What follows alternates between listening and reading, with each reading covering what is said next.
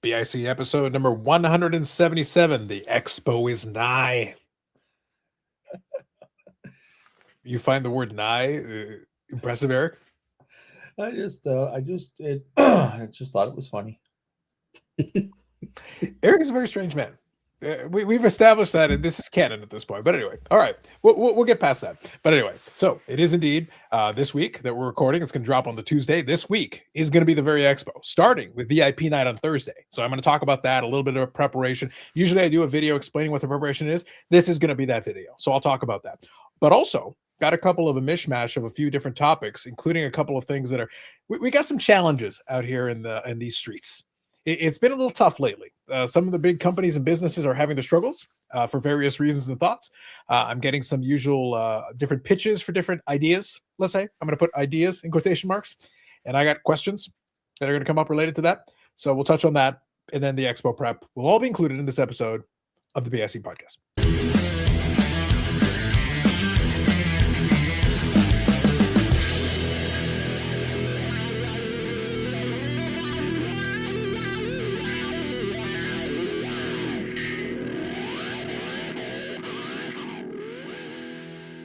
Yes, under the watchful eyes of Brett Favre, streamlined overlay. Starting to stand fancy. Yeah. We got that. Brett Favre is still there. He's still there in the corner, keeping an eye, making sure the proceedings are cool. We got the title right there in the center. And then over on the side, we got the logos, including Eric's mayonnaise connoisseur logo, because that is what represents him in life. There's more room in that corner now for Eric's Germany pose. Mm-hmm. It can always come back at any time. The Germans are always in play. So we're going to talk about that. So like I said, go ahead.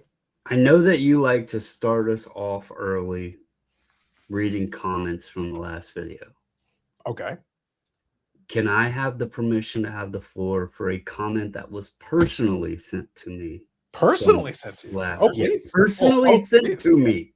Hold on, Brandon. Before you continue, I have no objection to this, but the Baubles and Ball cards personal comment of the week. This is probably not a segment.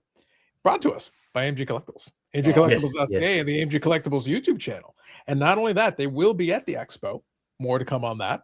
On the channel this past week, we did talk about this. And also, as a kind of a side note to this, the Hockey Cards Gong Show will have their repack product, their Spring Expo exclusive repack product, which will be available exclusively at the AMG booth. Links in the description to AMG. Check it out. Thank you to AMG for supporting the podcast and the channel. Brandon, the floor is yours. So I got a text message Wednesday. It says, "Hi, Brandon. I was listening to the podcast and wanted to say thank you for sticking up for me. Nice to know I have someone on my side. Oh, crap. As for Carlos, that's another story." So just wanted to share the comment, the very nice comment that I received. But who was the comment sent by? Who was the comment sent by? Oh, it should be very obvious. I knew. I didn't even have the number in my phone, in my contacts, and I knew who it was. So, Miss Kathy, thank you for your message, and I appreciate it, and you are very welcome. Well, in that vein, I have no choice. The good news is Eric's got his hands in his on top of his head. And I gotta say, it's like, Kathy, I don't remember specifically what it was, but out of context, I still respond this way.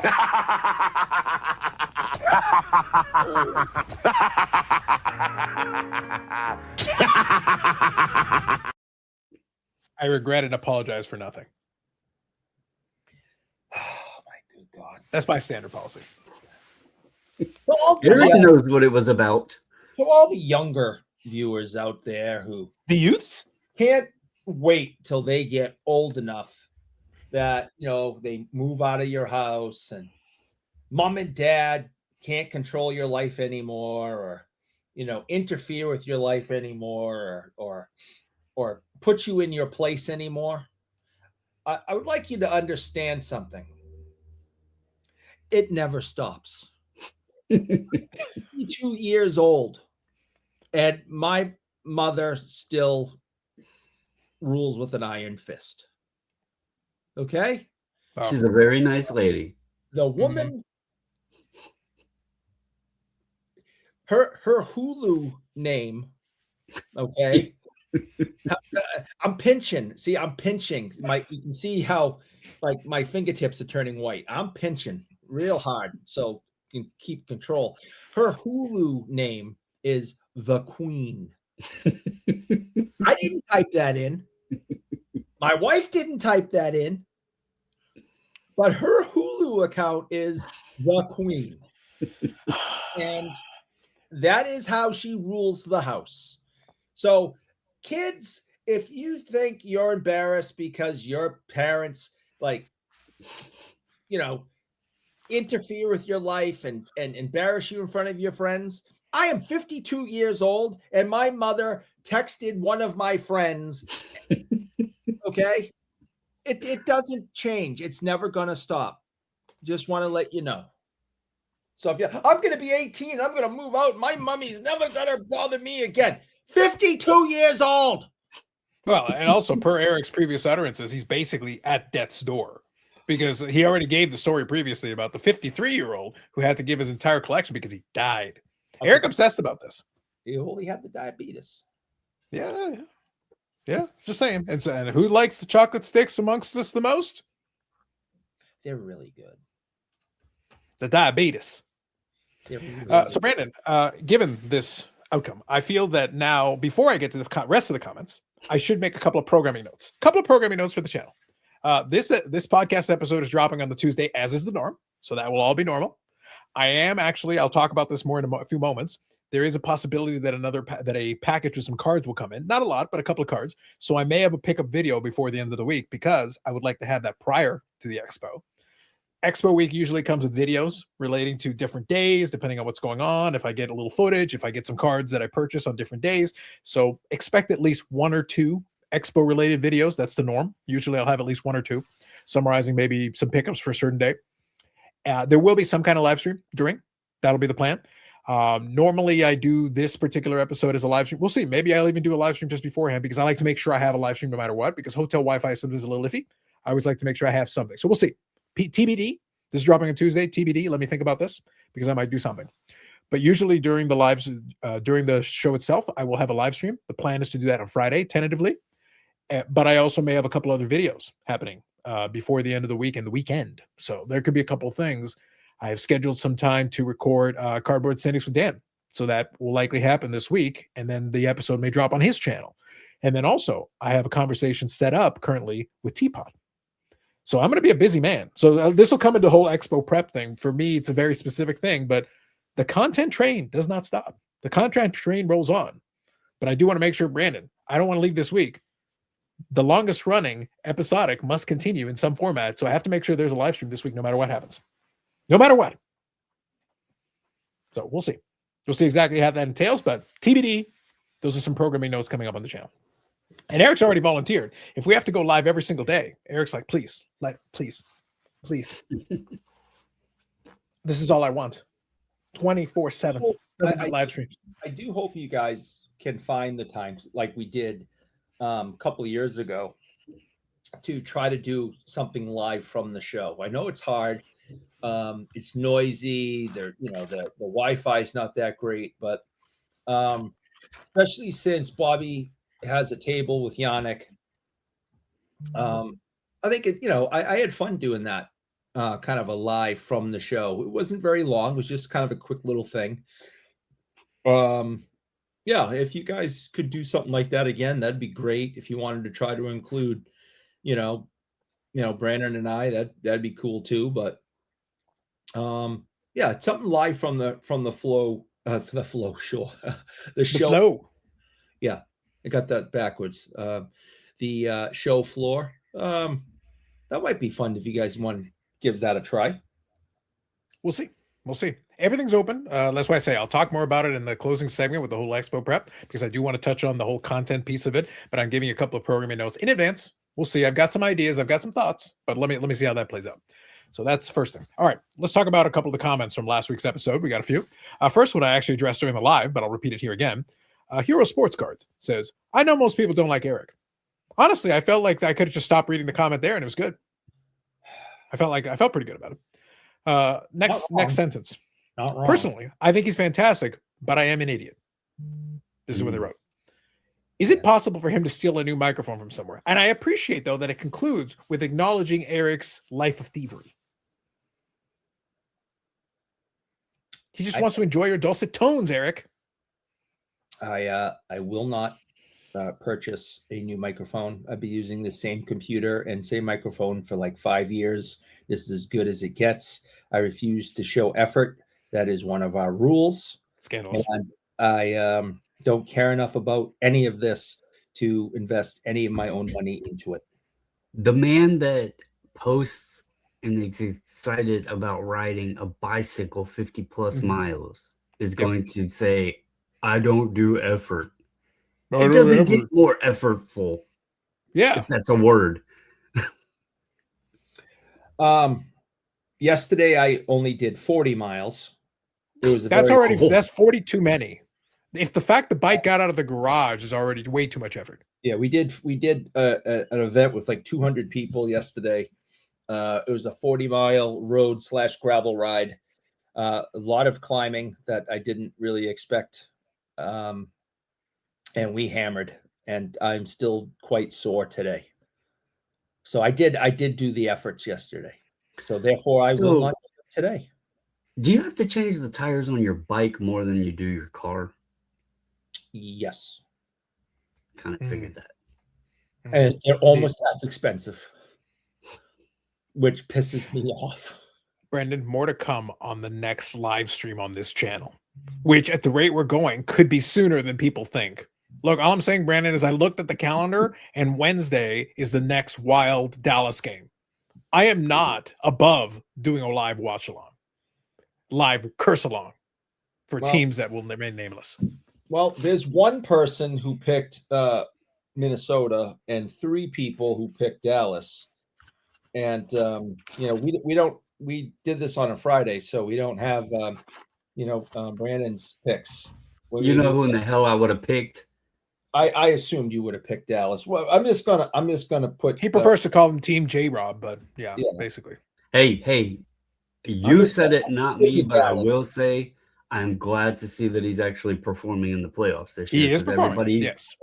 Everybody's been critical about him not showing up for the playoffs, and you can't say that. Up until for the most part, he hadn't been. So this year, it's been good. But I will say, Brandon, we're gonna need the 45 goal scorers to continue this trend in Game 5. Yeah, it will be important. It would be nice if Miko could pick it up a little bit too. Mm-hmm. So we'll get back to all that. Forthcoming. Like I said, I'm percolating because the fact that happens to fall on the Wednesday, so that's the day, Expo Eve officially, like the real Expo Eve. That's not bad. That could work in my favor. That could be helpful. But let's see. Next, a couple more comments here. Hodges 1455 said, give the video a like. Enjoyed the video. Thank you very much. Mike Ham says, my phone camera and FaceTime skills are elite. I wanted to read this comment because I don't have any clue what this has to do with anything. I don't actually understand what this pertains to. I really understand what Mike is referring to. A lot of times I just laugh and play along. I just assumed maybe he was in Vegas and maybe he was really in full-fledged Florida man mode. And maybe he doesn't know what he's talking about. Yeah. I don't recall specifically referencing Ham's camera and FaceTime skills, but he needed us to know they're elite. So good to hear. It's good to know. Good. I feel better, Brandon, knowing this now. Moving on. Dan Vintage Baseball says Shriners ran up against Strongsville last year and lost a whole bunch of vintages as a result. This year is later in the month to avoid that conflict. I think we made reference to this as well also. Josh here says the community seems to have aligned. Not only did a shut-up judge happen, but Ted DiBiase appeared. That is true. These things did occur. That is facts, Josh. Bob Oozle says the hobby HOA should be judge, jury, and executioner for the good of the community, in reference to Brandon's suggestion. Zach says, and he gave timestamps, name names. Eric, who do you not like? ? Also, Eric referred to Dan as old, and I hope this starts wars because Dan is a national treasure, and that was uncalled for. Response by Dan's Vintage Baseball. Eric is punished every day by having to be, Eric. Again, not wrong. Yeah, valid points. I don't like it being brought up and mentioned, and but not wrong. And last comment from Dan's Vintage Baseball was, in quotation marks, in case anything happens. Et tu, Brendan? Thank you all for your comments.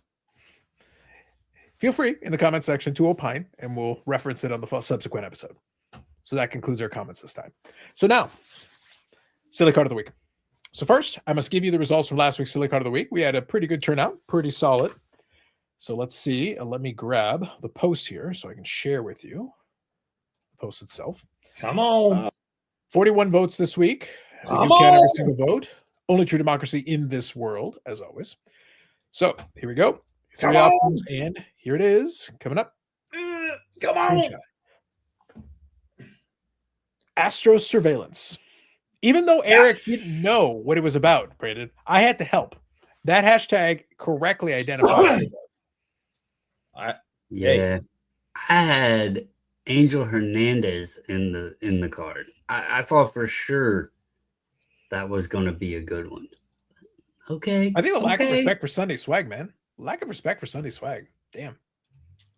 We gotta go back and get the totals for wins and losses on this. I volunteer, Eric. I think we need to investigate the wins and the losses. I agree. I have just the job. I have just the man for I'm the just job. gonna say, week 1 of us ever doing this, you got robbed. was terrible. Yeah, I got. And you've never forgiven the voters. And Brandon, you've never forgiven the voters. No. Justice for Troy. Justice for Troy Dan. No, you got robbed on that one. Justice for Troy Dan will live in infamy. Brandon, if you come to the fall this year, you should have a shirt that says Justice for Troy Dan. That should be the merch. That should be the shirt. That'd be interesting, wouldn't it? I like it. I like it already. All right. So we got our new candidates for Silly Card of the Week. So let us present them to you and let the explanations commence. I can tell you, by the way, as a little spoiler, this week, Brandon and I are somewhat aligned. We picked 2 different cards, but I think there's some similarities in the reasonings and rationales. So you'll see. You'll see momentarily, but hang in there. All right, first card. Standis Ojelinch was a devastating hitter. Mostly known for playing in San Jose. And he if he lined you up, you might end up with concussions like myself. To see somebody that was such a devastating hitter, between the hair, the teeth, the little wave, that is silly. That is a silly picture. This is Silly Card of the Week. And if you don't think that is unbelievably silly, I do not know how to respond to that. Eric, that is ridiculously silly. That is the definition of silly. he kind of looks like you. Yeah. I think that's what I think Eric's looking in a reflection right there. He's like, man, it's basically me. Also, by the way, Brandon, what I'm getting from Eric is that he thinks, and this explains a lot. Eric thinks that hockey should be joyless. He thinks that all hockey players should be miserable. They're miserable because they're playing hockey. And I can understand his concept. Like, it explains a lot. And he goes, no, you're not allowed to have fun. Do not have fun in a game. Heaven forbid. Outrageous. Scandalous. What if he's just doing Baby Shark before Baby Shark existed? While literally being in a Sharks uniform. Exactly. I thought he was doing more of Kids in the Hall. I Squish Your Head. That's what I was going with. And either way, it would be involving joy, which clearly you're against. Heaven forbid. I'm very much against the joys. Yes. All right. So that's your first option. Allow me to share with you the Squish second your option. head. I squish your head. I've got some background and context on this after Brandon's done, but I would like Brandon to start, please. All right. So I first want to start this by saying I am a fan of Middle Universe Platinum Portraits. But, big but, when I seen this card posted, I immediately said, what the hell is this? Obviously, the image is supposed to say Platinum Portraits. It's very hard to make out because of the way they did it. There is supposed to be an image of Connor McDavid there somewhere. You can kind of see like his eyes and bits and pieces of his face. I have been very vocal that I wished we could get die cuts and technology and cool innovation and stuff back. This might be a little bit excessive, though. And as me and Carlos talked prior to in the Patreon section, we're going to give it an A for effort that they made this work, because that definitely took a lot of cuts and laser cuts and that sort of thing. So good job at least trying it. Good job at it being successful. I don't know about this design. I think we went a little too overboard here. So that's my submission for this week. So a couple of pieces of context, Eric. So in the spirit, hold on, to be fair.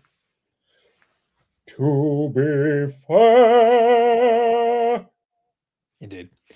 I feel that a little context is important here. So this is one of the ideas of Gene McLeod, one of the principal individuals responsible for a lot of the iconic 90s inserts, parallels, and everything. So a lot of credit where it's due. And this is one of those situations where, and I was using the analogy with the guys, it's like that Jurassic Park, quote. I'm paraphrasing, but it said, scientists spend so much time trying to figure out if you could, and nobody asked if you should. Now, as Brandon said, I would be remiss. It would be wrong if we do not acknowledge that it is, number one, appreciated that you try something, because we have so many people complaining that so many inserts are generic. You're like mailing it in. You're not trying. The effort is here. The effort is clearly here. And number two, to get that many die cuts and to have the structural integrity of the card stay intact, that is commendable, because that's actually not easy to do, because the more you cut, the less material you have, Eric, and the thing could fall apart very easily if you don't do it right. So it's one of those things where in order to accomplish this is an effort right here. This is a little bit of work. I also appreciate they use rainbow foil. And I also appreciate that at least they tried it. But it's one of those things where at a certain point, though, it also has to look good. We can't just have a cool like if you write this on paper, Eric, and you say to me, we're going to die cut this thing to get the word platinum portraits into it. I'm like, I'm intrigued. Tell me more. So at that stage, at the concept stage, Brandon, I'm in. At the concept stage, I'm in. It's the execution where we're like, huh. And then last piece of context. This card is 1 in 1,200 packs. So this is a multi-case hit. This is a massive, massive, massive, massive hit. It's not a small thing, which makes sense because given the amount of die cuts, Brandon, I would suspect you can't really make a ton of these. Like it would actually be kind of difficult. So that makes sense. I understand that part. Here's a question.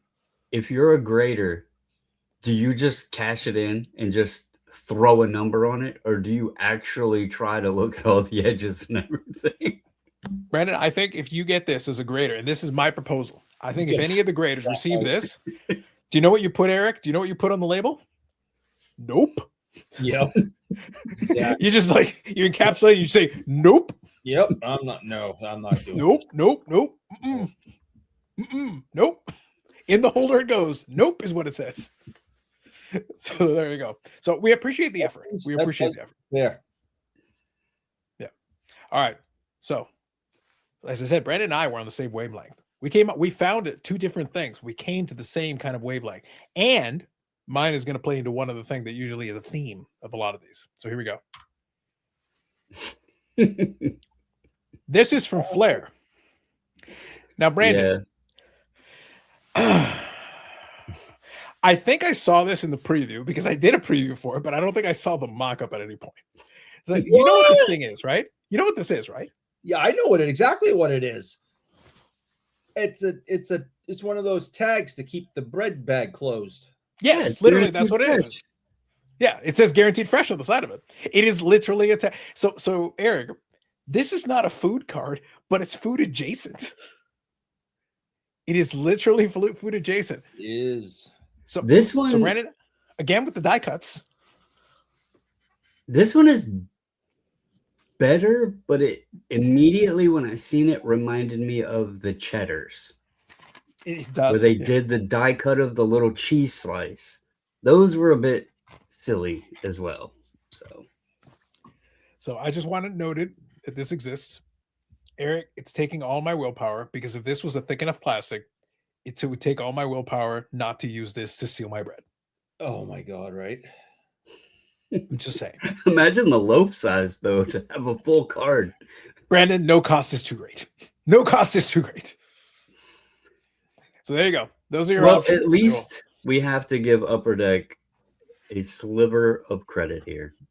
They are at least trying to give us something different. Yeah. We'll go there and give credit to that portion where it's due. I just want to note it and remember the next time that somebody says, "Oh man, I wish they just wouldn't use another foil color." It's like, well, how about a bread tag? How about a bread tag? Yeah. I mean, people who collect modern are asking for new stuff. Like you said, they're asking for the cool 90s stuff. Okay. We'll try to give you what you want. Well, here it is. Actually, I have to check the Platinum Portraits checklist now. I'm going to mute so I don't annoy Eric. Yeah, he can look. I don't think there's a Jason Robertson in it. There is one star in it. I don't remember if it's Mikko Rantanen or one of the other guys. I forget, but I think there's one star in it, if memory serves me, from the checklist. Okay, so here I've got the pickup section. So I've got one or two things, Eric. So you're more than welcome if you'd like to share. I'll share one thing. So this will actually play into a story talking about eBay. So I'll talk more about that in a couple of minutes. But before I get to that, I'll quickly show the card and then we'll get into it. So from the last couple of attempts, we just talked about a couple of cards where, they tried something, the whole die cutting thing, and they tried to do some stuff. There's some stuff that works and some stuff that doesn't. And the example that I use with the Guaranteed Fresh was from Fleer. So, Flair kind of being a classic, design from back in the day. Some of the stuff works, some of the stuff doesn't. I came across this one on the eBays. And as I said, this will come back around to a quick conversation in a couple of minutes. But I came across this one and I kind of liked it. And I figured this would be kind of fun. So here's a Mikko Rantanen, and this is the Hot Hues, and it's the autograph variant. So what made it interesting to me, I thought the card was okay. Like it's actually very consistent with the old school Flair. Because if you go back to the 90s Flair, what the inserts look like, this is actually very consistent with that type of design, which I like. I appreciate that. I like that. Yeah, I like the color. I like that. And I like, to me, it being the autograph version made it a little bit more interesting to me. So the autograph version is actually numbered to 25. So, all right, that's cool. And the price wasn't crazy. I was like, okay, I don't mind having that. That's the kind of thing. I'll put it in the top loader and I'll put it in one of those top loader binders. I'm going to have a little top loader binder for some various Dallas Stars in it. And I go, this right here is a nice card that I could definitely fit into that section. So Hot Hues, Mikko Rantanen, numbered to 25. There's my little pickup. Well, you said, Brandon, you said you didn't have anything?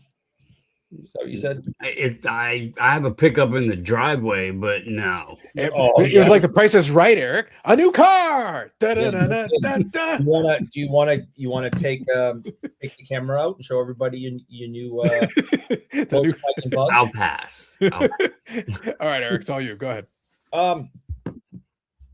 Had a couple of fun things this past Saturday. We had Butch Patrick, who played Eddie Munster in the TV show The Munsters back in the 60s, come in. Very nice guy. I'll be posting something on Instagram at some point when I get around to it. But as usual, got a hockey puck signed, and it was in green. I thought that made sense because of being Eddie Munster and all. So Butch Patrick, Eddie, add to the collection of non-hockey players on hockey pucks. So I have that. And I also picked up these really great condition. I'm just shocked by it. 63, 64 top cards. Absolutely amazing condition. There's some Hall of Famers in here, some rookies.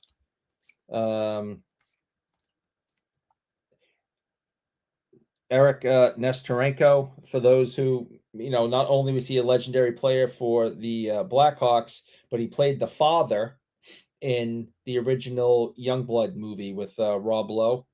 and he taught him how to fight and everything at the end. And here's the Blackhawks Stanley Cup card, and you'll see Glenn Hall in there, and you'll see Bobby Hull and Stan Mikita and the Stanley Cup.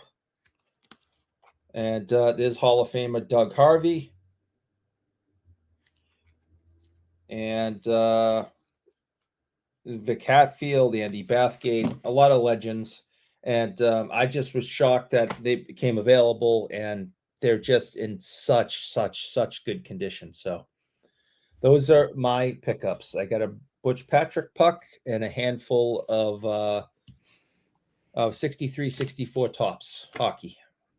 So you know what that means, Brandon? What Eric is saying, if you read between the lines, vintage is overprinted.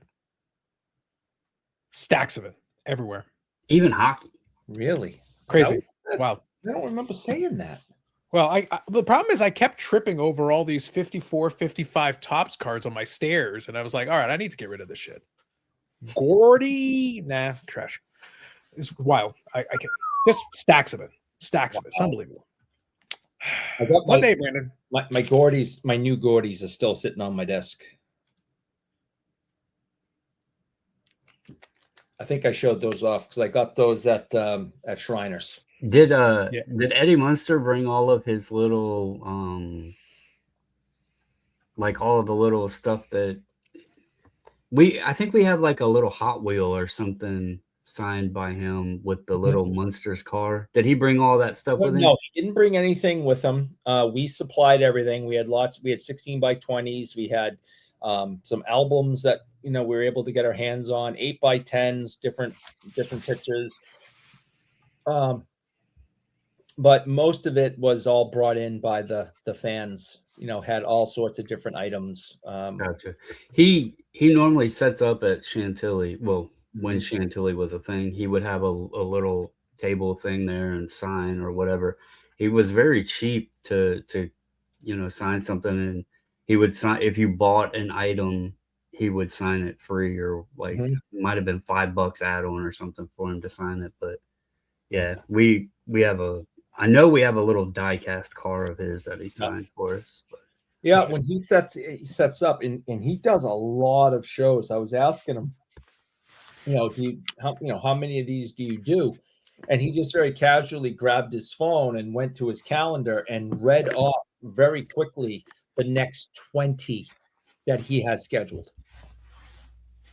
He says he does a lot of Comic Cons around Halloween's his most busiest time, but he also goes to a lot of car shows because he himself is really into cars. He has Munster themed cars and other hot rods and things like that he will travel with and bring to shows and set up and the whole thing. So yeah, so he can go to a sports card event and sign. He can go to a comic card con event and sign, car shows, he gets invited to all of these different things. That sounds like the kind of signing schedule that usually Eric has around the Massachusetts. Yes. Yeah. Pretty much every weekend. It's usually there. So Tuesday night. See Eric in Massachusetts, $10. He'll give you $10 every autograph you take from him. Yeah. True story. I thought it would be, a little bit more successful, but I seem to be losing more money than bringing in. I may have to work in progress. I may have to reevaluate this business model. Perhaps. So on that bombshell, a couple of quick related, I should say different companies, but similar kind of challenges right now they're encountering for different things. So first one, we've talked about the COMCs. We talked about some of the challenges they've had in the last while. And I did mention that I had two separate COMC orders. And when I say orders, I mean shipping orders, like send me some cards. So there is one that's a very small order that I just wanted, to have picked a little bit quicker. And then the other one is kind of the standard. So I want to give you updates on both of them, how they're doing. So the first one of them, I actually requested back on March the 15th. So this is one that was originally scheduled to be shipped out. The original ship date was actually about a week ago. Now, the thing is, it actually got up to the point where it had been like on packing, like it had been picked. This one was only 4 cards. So again, it still feels like the delay is still going on because these actually get pushed to the front of the line. When it's slightly accelerated, they do get pushed to the front of the line. Now, there is an added challenge when it's a Canadian shipment. In this case, I'm having it shipped directly to me. I set it up so that it can be with duties paid and everything. That's fine. No problem there. Express post, which is slightly faster and everything. So that's fine. The problem is it's got to get over to the BC office and then they ship it over. So it goes over to the West Coast because, Washington's state is where the COMC headquarters is. The building you can see from space, that's where it is. But then they bring it up to the BC office, and from the BC office, they ship it over. So it was about a week late, but it has been shipped. I do have the tracking number, and it is scheduled to be here tomorrow. So based on that, if everything goes according to plan, then I'll record a little video tomorrow as well and maybe drop that on Wednesday. We'll see how things go. So that's why I mentioned a little earlier we may get. So that's the most recent update. Second one was also done right around the same time. It was actually a couple of days before, but that one I let it ship in like the normal bulk rate, Brandon, like the standard kind of, not accelerated at all. That one right now was done on March the 12th. The estimated ship date is May the 12th. So 2 months turnaround is what they're saying. And right now they're 264,317 items ahead of it. So as it stands right now, that is the estimated date, and that is the amount ahead of the order. That's interesting because mine was done at the standard bulk level. I requested on March 17th, so just a few days after yours. My estimated ship date is July 1st, and I have 617,931 ahead of mine. And that's only 5 days different, so that's kind of interesting. Well, Brandon, did you tell them that you were adjacent to #influencer? No, I didn't. They missed the memo. You got to use all the power, man. Yeah, leverage. Do you know who I am? Do you know who I know? I know people. Yeah. Very important. You tell them you know people. I put it as, there are several J-Rob cards in the order, and they just needed to make sure they were very cautious and take their time with them. That's what I'm writing. I would love if there was some weird random way that they're like, oh, J-Rob, upcharges. Hold on, upcharges. Ooh. Yeah, I don't know how much more you can upcharge. $40 for the cheapest rate they have to ship some cards. I mean, geez. Yeah. So I'll say, so the update was really, it's still work in progress. It is moving along, but it's definitely still slow. Like that's the bottom line. It's still slow. And this will come up again. I'll mention this again for the expo preparation thing in the last segment, but just letting you know, giving you an update there on how that's progressing. Now, second thing, speaking in the same concept, but different thing, eBay. Now, what's interesting is Brandon didn't experience too much of that. So there's been a couple of eBay outages the last couple of days. So we're recording this on the Monday. I'll drop it on Tuesday. I can tell you that I experienced it a little bit here and there. Today in particular, I experienced it. So that Miko Randon card that I showed you, I actually made an offer on it today. It was accepted, but it took a while, Brandon. I basically had to try for the better part of an hour and a half to get into the shopping cart so that I could actually complete the payment and just to pay them because it accepted it. The system was working. Like the emails were still going out. I could get into the eBay page. I could do a little basic searching and stuff, and I could find stuff, add it to my. But when I was trying to get into the checkout, it would give you the error. Basically, it effectively was timing out. So there are rumors around of what was going on with that, but also this weekend and the last couple of days, there have been a couple of little issues, a couple of little outages. There was like a full-fledged outage, but this one here is like a partial outage. So like on the app, it would just kind of loop. It would just get stuck. So it was the same thing. I tried doing it on the app, and I also tried doing it on the desktop. On the desktop, I'd get the error message, and on the laptop, on the phone, like if I use the app, it would just kind of spin and just get stuck there. It just wouldn't move to the checkout portion. Eventually, I was able to do it, but it took a while. We discussed the rumor of potentially what's going on, but I do know that they had to do some updates because of the United States Postal Service adding that 8% surcharge that went into effect yesterday. And so I don't know if any of that's playing in or if maybe whatever update they did to adjust all of those shipping rates or something left the door open for something else to happen. Who knows? But yeah, I haven't experienced anything like as bad as I've heard some other people talking about.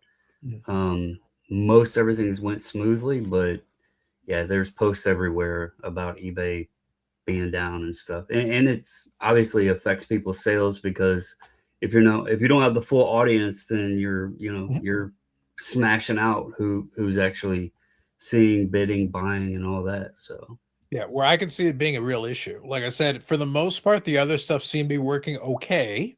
But where I could see it being a big issue potentially is if, say, an auction is ending today and there's still glitchiness and you can't like access and maybe place your bid and it's messing with you. That could mess up your the completion of your auction. I know there was a lot of people talking about the snipe programs not working.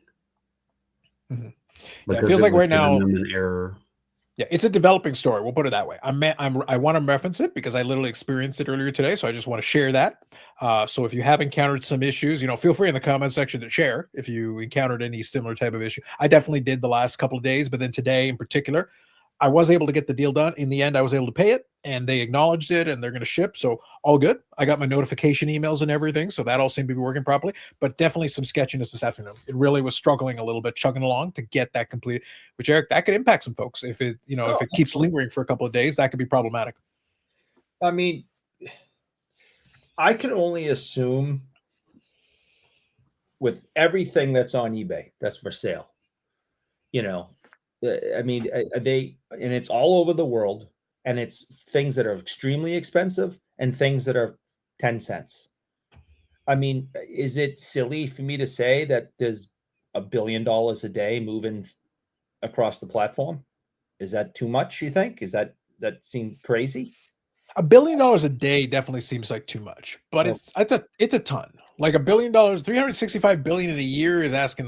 That's like Eric Lakebud money. I mean, That's asking a lot. well, moving around. That doesn't mean eBay makes that, but it just, moving around. I mean, we're talking a lot of money, right? It's a I lot, mean, yeah. it's more than the Joe average can comprehend. That's a lot of money moving around, and if the site isn't working properly, that's a lot of money for those sellers to lose. Because somebody may move on to something else. Somebody may not want to go back. I mean, people are counting on this. Look at Brandon. This is part of his livelihood is working on eBay and selling his wares and supporting his family this way. And if the site goes down, that's lost time and lost money, and that's definitely an issue. So yeah, that's for every single person that's trying to sell something. Mm-hmm. Yeah, we'll definitely have to see if anything comes of it. If after I post this, if I find any articles or anything that give us maybe a little more detail, if we're able to find anything to it, I'll be happy to add that to the description. If we find anything related to it, one thing I will say though, obviously, kind of touching on what Eric is talking about, speaking just from my experiences, having worked at banks previously. If there's ever an outage, Eric, of anything that's like a critical system that is like customer facing, it goes to basically it becomes 24/7. Everybody is all hands on deck. They do everything to get it back online because time is money. And when you're talking about real money, and that's why I'm using this example, if it's a customer facing thing where it's really mission critical and it's got to be online, it's all hands on deck. Everybody gets called, everybody's suddenly on it, and everybody's working on it to get it fixed. So eBay, obviously, it's not life or death, but there's a lot of money being moved around. There's a lot of folks that are making a lot of potential transaction, and time is money. Downtime is lost revenue for everybody involved. So I would suspect there's a couple of engineers at eBay that are right now like. So obviously, right eBay gets a piece out of every transaction, so they're losing money. But again, that person who tries to buy something, they can't. Maybe they move on. Maybe they don't ever go back to buy that. Maybe it was on a whim. There's a lot of on a whim purchases that happen on eBay. So maybe they don't never go back. Now that's a lost sale. Maybe when they do go back, they buy it from someone else. So now that seller has lost money because of the outage. So there's a lot of things that could happen because of this, and none of it's good. I will say, to Eric's point, like, for what I do, if this was like 2 years ago, I'd probably be freaking out a little bit more hearing that the site was having issues and this, that sort of thing. Doing it for as long as I have now, I've kind of, you're going to have good days, you're going to have bad days. And so you account for that. and you don't take advantage of the good days. You use those to help towards the bad days. And even with the last 2 days, I've had sales. You always want more, but it hasn't been like god awful terrible. Um, but to your point, I think one that it could influence the most in terms of if someone tries to check out or has issues or whatever is they promote a lot off site now. So it's your casual person that's looking for something and they're on Google or, Facebook or whatever, and they get this ad that catches their attention, something they want to buy. They may never have used eBay before. They go to buy it because they've seen that advertising, and then they can't buy it or they can't check out or whatever. That's a bad look for a potential buyer, someone that might even become a regular user of the platform. So, Yep, absolutely. So I think, needless to say, based on what we were talking about, but then also what I was kind of laying out, the reason I gave that analogy is I would suspect, Eric, and that's the reason I gave that analogy. eBay is equally motivated to get everything back online as quickly as possible, working properly, because time is money for them. They want everything working. They want everybody being able to do the transactions ASAP, and they want those transactions rolling because people are buying all over the world 24 hours a day. Europe turns on when North America shuts off. So the money train keeps rolling as long as the platform is working. It's got to be operating for it to work for everybody. So we'll follow up if there's anything related to that, but just something worthwhile, something worth noting, since, like I said, I did experience some of that lagging. In the end, I was able to get my stuff done, but I could definitely see it being an issue if those delays continue to be sporadic and problematic over this week. So let's see how it goes. Now, with that said, one more thing I want to talk about before I get into the main topic. I'm going to talk more about it on Cardboard Cynics a little bit. So the plan is to record that this week. I already mentioned that a little earlier, but I did come across in Sports Card Nonsense, there was an interview with everyone's favorite, Jeremy Lee. And they were talking about a variety of things. But there's one specific thing that I want to touch on that I'm going to, again, expand on at the Cardboard Cynics, but I want to touch on a little bit here because I think this will lay the foundation of what I want to talk about the most. Okay. There is the concept, we've talked about it already numerous times, the whole thing about iAppeal. And iAppeal right now manifests itself in the stickers, the Mike Baker authenticated, all that stuff. But I actually want to get to one of the points that was kind of alluded to. And then, like I said, I'll expand more, but I want to give an initial thought, and then I'd like to get your guys' take on this. The pitch that was made here was the idea. And by the way, the word revolution was invoked again. And you know how I feel when someone invokes the revolutions, Eric. La revolución? I know you love saying that. Yes. Somebody brings up the revolutions, Brandon, and like my spidey senses tingle. My ears perk up, and all of a sudden I'm like, ooh, all right, I'm all ears. What are we talking about revolutionary time? All right. So anyway, the pitch that was brought up was the idea, and this is where I'm going to have some fun now. The idea was that we're going to get away from the previous way of the way these grading companies would do it. This isn't even about consistency anymore. So that's why I want to emphasize this. This is a different concept here. The idea is to focus more on kind of the iAppeal side of it, and the way it was pitched. And I want to see, well, actually, what I'll do is I'll save a little bit for Cardboard Cynics because I want to get a specific clip of it. But the way it's pitched is the idea was that by focusing more on the iAppeal thing, then we get a more accurate grade or a more consistent grade. And I'm like, oh, no. You did not just say that iAppeal is more consistent. You're not alluding to that. You're not even suggesting it peripherally. Please don't do that. Because do we understand what iAppeal is? iAppeal, by definition, is the most subjective. So, Eric, the key here is that the solution to the problems of grading, the inconsistencies, Eric, is to take something that is already subjective.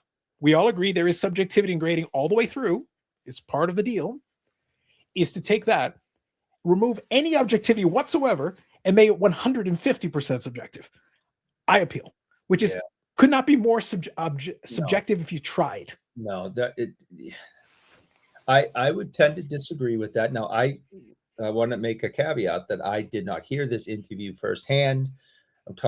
You're specifically just making a point, and I'm responding to that point.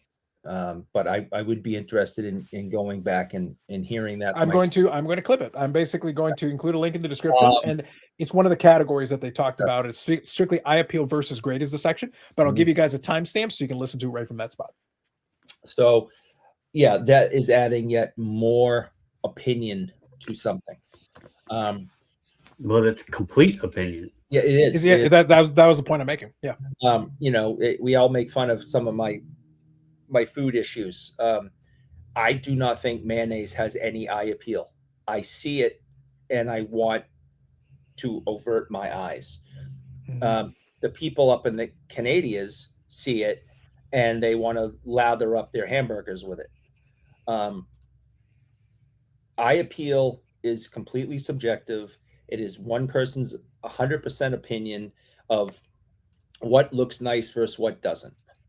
When you're grading, and my issues with grading go as a long list, but it's supposed to be, we have certain criteria. Every card is supposed to have the same criteria. Of course, yes, thank you. That's disgusting. Here to help. Except when, and I'm just throwing this in because it still to this day pisses me off.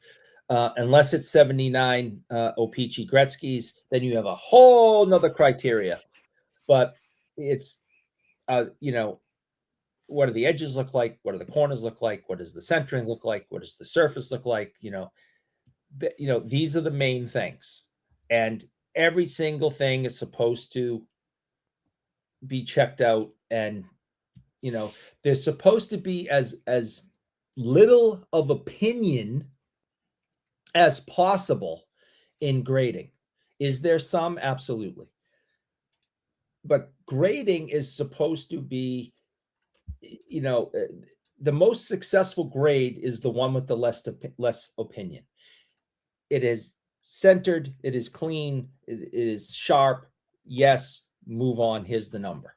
It is not sharp. It doesn't have straight corners. It has rounded corners. And the edges are messed up. Okay, here's a low number. That's how it's supposed to be. Very matter of fact, specific, and following a checklist. Oh, there's supposed to be as little opinion as possible in grading. To say, let's add more opinion to it to make grading better, goes 100% against what grading is supposed to actually be. Okay, now a couple of things, Brandon. I want you to get in on this. So I want to do two things. First, I'm going to rebut part of what Eric said, but then I want to get your take. And then what I'll actually do, I found the time cue on it. I actually want to play a little bit of it and let Jeremy speak for himself. I'll actually listen with you guys. We'll all listen to it together. And again, I'll still leave a link in the description. You guys can still check it out and listen to the whole conversation in its entirety, unfiltered, and the whole thing from beginning to end. And then we can get some thoughts. So one thing I would say, though, about what Eric is saying is he's repeating what's interesting is that when it comes to grading, there's a misunderstanding. Eric is saying what grading should be, talking about removing subjectivity, and subjectivity shouldn't be involved. I've repeatedly said you can't remove subjectivity from grading. When you remove subjectivity from grading, it's not grading anymore, because the rest of the measurements, all the metrics, all of them are subjective. The only one that is not is centering. And the only reason centering is not is because, Brandon, if I take 1,000 people and I give them the same ruler and the same set of instructions, and they all follow the instructions, they should be able to measure a border for me. As long as they can manage that, we should get pretty much the same result every time. But if I ask them to tell me the difference between a slightly rounded corner and a heavily rounded corner, we're going to start getting variations. Even if I train them all the same way, even if I try, unless we're counting fibers, it can't be objective. There is a subjectivity to it, and how influential that rounded corner is to the overall grade. There's some room for subjectivity, because that's literally what it is. It's interpreting the components and then making a judgment call based on that. So some thoughts from you. My opinion on it is, the reasoning behind the discussion of eye appeal, we all see cards different ways. Correct. Like just the three of us. One, Eric mentions the O-Pee-Chee edges often. Mm-hmm. Yes. You might like corners. I might like centering. Like someone else might want bright, vibrant, bold colors. Mhm. You know, there's all these different things that can play into the eye appeal. But the eye appeal is what allows us to distinguish and understand that not all fives are the same, not all sevens are the same. Are they graded accurately based upon the conditional standards set forth by the company? We're going to go with yes. That could be argued, and people will probably say they don't know how to, whatever. But Mhm. then it becomes personal choice. If you lay 3 sevens out, Eric might like one, I might like one, you Mhm. might like one. Correct. So if you started saying, well, no, we're going to get rid of numerical, conditional, standardized grading, and we're going to go with eye appeal, well, then what the hell? Because Eric might value one of them as, I don't know, we'll go on an ABC. Eric might say this one's an A. I might say it's a C. You might say it's a B. And then we're back to square one. You know, just because what's on the label, Eric might agree with it and both of us may not. So we're not Mhm. solving anything there. If anything, we're dumbing it down by then putting the opinion of the eye appeal by a third party person, but everybody is going to see that card differently. Mhm. So Yep. we're not solving anything. And in Mhm. fact, we would be making it worse because then we are taking away conditional standards. You know, Mhm. a 1 can be a magnificent card Yep. if it has a pinhole. Sure. Some of the most vibrant, beautiful cards are some of the most protected because they were pinned on a wall or something like that, or maybe a little paper loss on the back because they were taped into a binder or something, but it stayed closed all of these years, so it wasn't exposed to light or anything. It Mhm. wasn't handled, but when they removed it, it might have took a little piece of paper off the back. That's a 1, but the card looks beautiful. Correct. So, you know, I could see if somebody wanted to say, and I don't agree with the Baker stickers because people have reverted those into eye appeal stickers, but I'm pretty certain the original like purpose of those stickers was he was supposed to be evaluating the grades, like kind of like if you sent your card in to be crossed over, he's kind of evaluating, does he think that this was graded at the top end of the 10 scale or top end of the 9 scale or whatever, or is it suffice for a 9, and then was it maybe questionable for a 9 scenario. I don't think those were intended to necessarily be eye appeal from my understanding when it all started. That was several years ago. Maybe he changed the way he's doing the stickers, but anyway, I we're never going to have a perfect system. No, we're not. Everybody's going to see, especially on vintage, and from my understanding, that's where this topic started from. Specifically, yes. You're never a mid-grade card. You're never going to have people seeing it the same way. Mhm. So you can put a 5, 6, 7 on it or whatever, and we may all disagree of whether or not it is a 5, 6. It's one reason that when I was buying vintage, I liked buying the low grades, the authentics or the ones or whatever that looked nice because they were a bargain. I liked the way they looked, and you don't get any debate then on was it graded accurately, because like the Babe Ruth I bought, well, the damn Gaudy part at the bottom was cut off, but the rest of the card was pretty beautiful. Right. So was it graded accurately? Yes, it was altered. But the card looked awesome. So, that's why I approached those. There was no discussion about the grade itself. It was then, is this a card that I like the look of? Mhm. Yeah. And there you've touched on some points that I wanted to kind of emphasize. So I agree with a lot of what you're saying there. And I think I've talked about this. And the reality is when we're talking about any grading, I don't care who's doing it. The only ones that we can pretty much establish consensus on, the only ones, is the absolute top end, an actual flawless card. If such a thing was to exist, well, then we have no quibbles. There's nothing to argue about. The edges, corners, everything's perfect. That's a truly flawless card. Well, that's 10 out of 10, 11 out of 10, 12 out of 10, whatever you want to call it. That's the only. The only other one that we can pretty much get consensus on is the one that looks like it got run over by a car. Yep. Like it's only the two extremes, the absolute top end and the absolute bottom end. We can pretty much get consensus on all those.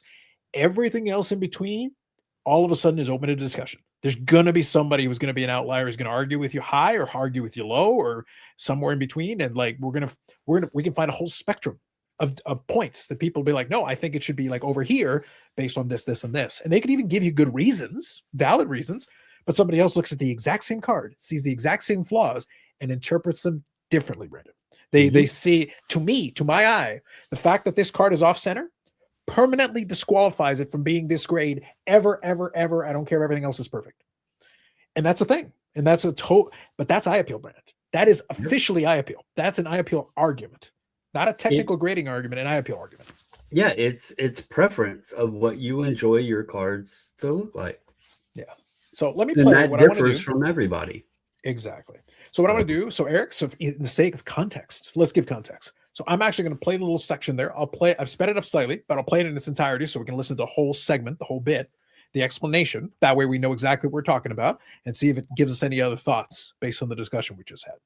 So I'll play it for you guys and I'll leave a link in the description to it so you can listen to the whole thing in its entirety from the Sports Card Nonsense YouTube channel. That's where it's coming from. So you guys can check it out. So let me see if I can expand it. There you go. All right. And you can see it's got little sections there on the left. This is the eye appeal versus grade section. So I've already got it queued up to that section. Okay. All set? Here we go. And there's a diversion in some cases where a 1.5 can outsell a 4 or a 5. And to me, that has always naturally been very uncomfortable. Like I have always struggled to pay up above comps for a higher eye appeal card for my own personal collection. If I'm representing a buyer that is looking to purchase something for their portfolio, I get a little gun shy to do that. Talk to me, because you paid up for that card. If you look at what other 1s and 1.5s do, it's nowhere near that ballpark. Like you paid a premium for it. I want you to talk to me through that. Like I assume you've done that in other cards in the past. So real quick, just so we don't lose context, it's referring to that $150,000 Joe Jackson card that Jeremy had bought previously. That's what he's referring to. So he's referring to that, I think it was a 1, whatever, 1.5 or whatever it was. And he paid, a very premium price for it. So he's asking for like, can you talk me through the thought process behind it? So that's the context, just so we don't lose that. I guess play the other side of that where it's like you need to buy the card, not the grade. So don't get me wrong. I would love to pay comps on high eye appeal, low grade cards. I'd love to buy a PSA 1.5 for PSA 1.5 prices. But I'm going to show you another card that I bought that is, I think, my favorite card I own and worth a fraction of the Joe Jackson. But here's a 1933 Gaudi Babe Ruth number 144 and a PSA 1 holder. Look at that thing, man. Look at that example. There's the back. How did that get one? What's the issue? There's a couple, you can't even see them unless you get a flashlight, but there's a couple of very faint wrinkles right there. And you can't even. I mean, that shouldn't be a 1, even if there are wrinkles there, though, with the way the centering, the registration. Well, this is why, Gory, you just said that shouldn't even be. So Right. This is why when you say you're gun shy, this is where I think there's opportunity and there's also risk in being gun shy, in my opinion. Here's why. As you know, there's a lot of new big money coming into the hobby. And it's being spent on modern day RPAs and all that, but it's also being spent on vintage, blue chip items, blue chip collectibles of the all-time players and goats, if you will, like the Babe Ruths. And the problem for me is that, and PSA being the leader in the space, their standards, I think their standards are dated. I think their standards are not indicative of what collectors want. As well, the adherence to their standards is highly inconsistent. The whole crack and resub game exists for a very good reason. Sorry, real quick. I just want to pause and say one quick thing. He said the PSA standards are dated. I just want to remind you of two things. Number one, he was previously an investor in TAG. He may no longer be, but he was previously. That is on the record. That is noted. He was the one who did promote TAG. And by the way, TAG standards were based on, Brandon, whose standards? It was stated to me the industry standard, which was PSA. Yes. So I just want to make clear that if the PSA standards, Eric, not how they're applied, if the standards are antiquated per the previous utterance, then TAG standards are those standards. How they apply them and how they use them, whether it's machines or whether it's a guy named Bob, that is irrelevant. It's the standards themselves that he said were antiquated. That is a quote. I'm not making that up. So just wanted to remind that. I'm going to back up a couple seconds. Is highly inconsistent. The whole crack and resub game exists for a very good reason, is that PSA is not very good at what they do. Yet they are the industry standard. They're so inconsistent that people buy 8s, resubmit them, get 9s or 10s. People, there are so many imposter cards out there. There are so many cards slabbed PSA 8 or 9 that if regraded or graded on another day would be 1, 2, 3, 4 grade points lower. We see this all the time, and that's why people have made a very good living buying undergraded cards, and people have also made a good living selling overgraded cards. And it doesn't take long to figure that out. With all this new money, let's call it institutional money coming in, people who are saying, I have $1 million, I want to deploy into the sports card hobby as an alternative asset for my overall portfolio diversification and the fun and enjoyment aspect of having an investment that's way more fun than any bond equity sort of thing. Once those people clue in to the fact that a lot of their 10s are not 10s, a lot of their 10s used to live in 9 holders. Once people realize that, I think we're going to have there could be a bit of a revolution, if you will, where eye appeal is what's going to be more important than technical grade. Eye appeal and Mike Baker stickers and Fanatics Collect eye appeal stickers, the new 4 Sharp Corners Elite sticker, the eye appeal Inc. God tier Hall of Fame stickers that you can now get. This is what's important to me. That is the standard that I think matters. And this is really one of the reasons why I wrote this book, is to explain this to people, who are deploying funds into these cards without really understanding what they're buying. And so this is why, for me, again, I said at the beginning of this, I would love to pay, like this PSA 1, I bought at the high end of PSA 1 comps. I did not pay 2, 3, or 4 prices because the seller was anchored to those comps. Good for me. Not so good, right? Good for me. I got what I think should have sold for PSA 6 prices. I got for high PSA 1 prices. So that's fantastic for me. When I bought this, I shattered the record because I recognized that this card is undergraded from a eye appeal perspective. Now, this is why I say that the grading standards I think are outdated. I used to just only complain about the adherence to the standards, the lack of consistent adherence to the standards by PSA. Now I'm actually thinking, I've thought deeper about it. It's like, no, the standards themselves are flawed. Why should a card with a pinhole you can barely see automatically? Go ahead. Okay, so you mentioned the whole tag thing and his association with it and everything, and that's all fine. Sure. I have a problem here with we're having this moment where we were told that the AI, the machine grading, all of that was supposed to be more consistent, more accurate, give us better quality grading, all of this, right? Yep. And now we have a person that came, or whether he's still associated or not associated, whatever, that's irrelevant right now, but he was at one time. Correct. Telling us that grading standards aren't relevant because they're not taking into account the eye appeal aspect of it. The machine can't tell us the eye appeal. Right. Correct. Like, so that's like, which is it? Are the machines supposed to do the better job, or are we supposed to just look at the card and give a personal opinion on how it looks without taking any standards into consideration? Like this whole conversation, it almost feels like I bought these lower grade cards. I paid higher end on, like, he literally just said 6 or 7 level on a Babe Ruth. Do you know what a Ruth Gaudy gets to in price at a 6 or 7? That's a higher end Gaudy. And he's saying that because his 1 looks nice, he felt that it should have, he would have, felt it should have sorted a 6 or 7 level. Oh, it has a crease in it. Right. I mean, yes, it looks nice. Yes, it's a great collector card. That's what I see, those low grades with nice eye appeal. They are great collector cards. No doubt about it. They are affordable. They allow someone to own a nice copy of a card at a less, a more cost-efficient price. Sure. But no, they should not sell at a 6 or a 7. That's anyway. I just wanted to make sure that I was following this conversation accurately. Sure.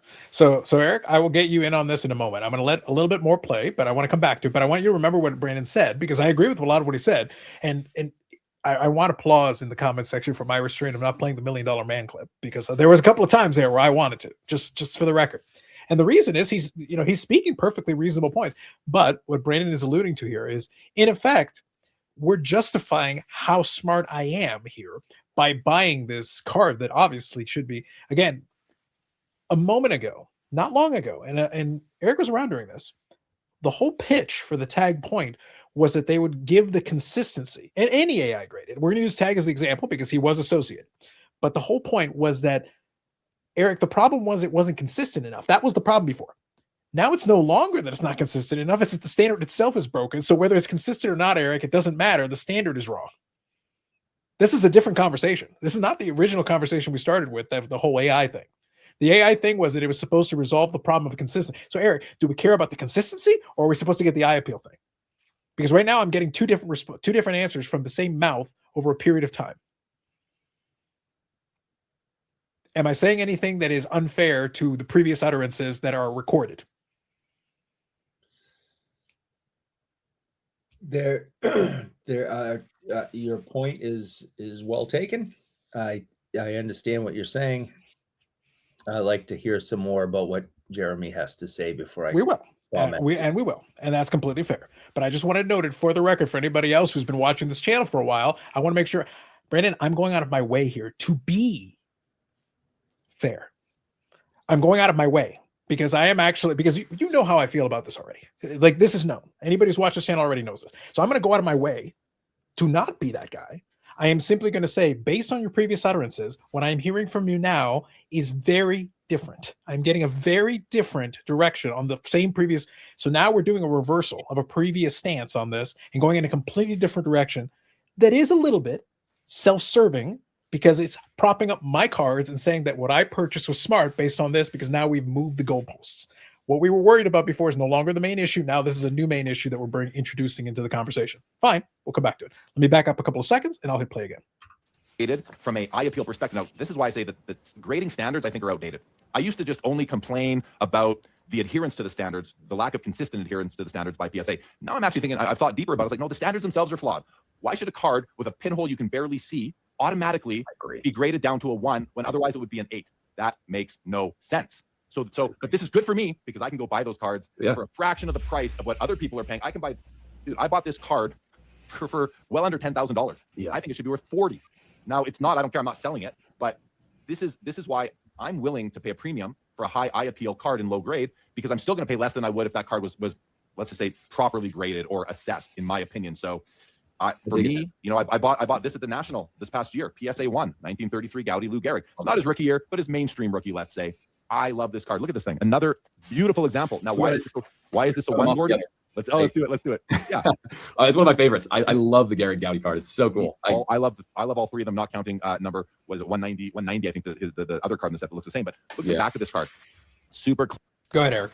So I get his point, okay, but I disagree. Okay. I disagree with if a card has a hole in it, you know, but it still really looks good, the number should be higher. Again, you got to look at, you know, facts and measurable things when it comes to grading, and it has a hole in it. But Eric, what about our feelings? What about our Brandon? What about our feelings of the grade? Our feelings are what matters. No. But may I back in 1 second. Go ahead, guys. Back in 1 second. Let me continue, please. So it has a hole in it. You can't give it an 8 because everything else is 80. And it's not quite 90, but it's 80. Well, I'm sorry. It has a hole in it, whether it is the size of a pinhole or a finger hole. There is a hole in this object. So if you're going to grade it and take feeling out and take emotion out and take eye appeal out and, you know, opinion out, you can't give something that has a hole going through it a good grade. Now, I love the whole eye appeal thing. I have many cards that have, you know, that I think Carlos mentioned it a couple of bits ago about taking, you know, a card out of a binder. Here's the perfect example. I just bought it. This card is freaking perfect, gorgeous, wonderful, centered, corners, everything, surface. I can't believe I got a chance to purchase this. Well, and I got a great price on it. Well, that's because it was in somebody's book and glued it down with 2 spots. Yep, an album, yeah. Okay. But Eric, based on, listen, the man wrote a book. Based on the hobby goat on the screen, Eric, you should have paid the price for that card without the defect on it. Jerk. So Well, listen, all I'm going to say is I understand the point of iAppeal. iAppeal is what all of us should be buying our cards with. Okay. That's why I don't grade, because I purchase my items on two things: iAppeal and my wallet. Okay. I am not interested in a manufactured price because one of the four companies put it in plastic and put a number on it, and then that tells me what I should buy and how much I should pay and how I should feel about it. I bought this because of how well my iAppeal opinion was and what my wallet could afford, and I am unbelievably happy to have this. And I think Jeremy would agree with that. I personally think most of the time, just like all of us, most of the time, he's a pretty sensible guy, and I think he would agree that, agree with that. But I disagree with him in thinking if something has a hole going through it, but other than that, it looks really nice, it should be graded higher. That doesn't make any sense to me. It has a hole going through it. So go ahead, Brandon. I know you wanted to get in on it. no, well, so one thing I wanted to point out here is, and I mentioned it earlier, and you also touched on, there's two extremes of cards that are pretty much unable to be argued when it comes to the standards. Yeah. That's either the high end, like your 10s, or your bottom end and your 1s. When you get in the middle, it can get murky.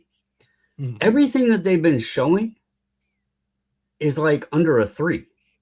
So this whole topic is about your, pretty much everything Jeremy's shown has been 1s.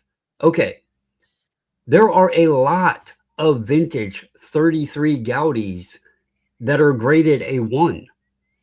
So does that make it wrong that they, he's sitting there saying that the standards are outdated or inconsistencies and that sort of thing? No, it's pretty simple to grade a card a 1. That's probably the most easiest, based on standards, of getting accurate. Where the thing comes into play is we always talk about, that those out there throwing around grading's a scam, blah, blah, blah, it's unnecessary, yada, yada. Look at this part right here as just an opportunity if you want to own a Gaudi Gehrig, which there's 2 copies of that card for those that don't know in the set. He actually has 2 cards, and they look identical pretty much.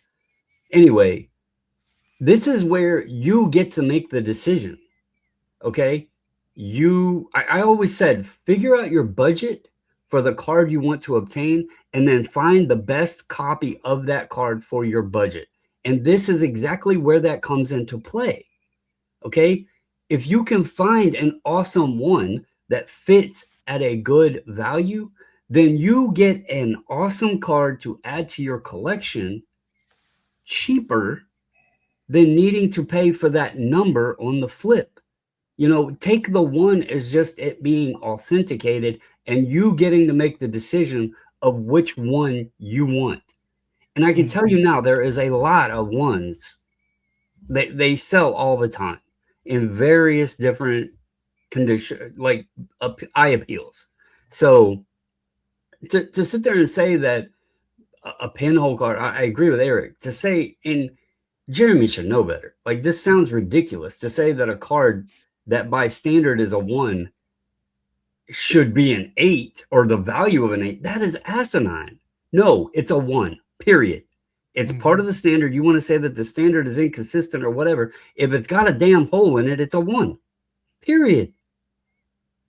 Now I'm going to come back around to this. When it comes to grading, a number on it, yes, but iAppeal is a different thing, and I'm all for iAppeal because every card that's in my collection was purchased because of iAppeal and wallet. Sure, but Eric, the problem is, remember, what he is arguing for in this very segment is that the number should be the iAppeal. Right. And so and I want to come back to it because there's a definition I want to give you guys at the end of this. So I'll give you guys a second to give some more thoughts, but then I'm going to play a little more. So go ahead. I just want to real quick mention this, and I am Sure. on Terapeak at this very moment. And At this just very for shits and giggles, I put in 33 Gaudy, the exact card that he showed, a number 144, Babe Ruth. Coincidentally, one sold on eBay on March 24th of this year, so just a month ago, basically. Okay. $242,973. So you're telling me that you would be willing to say that a card that has a hole in it is worth $250,000?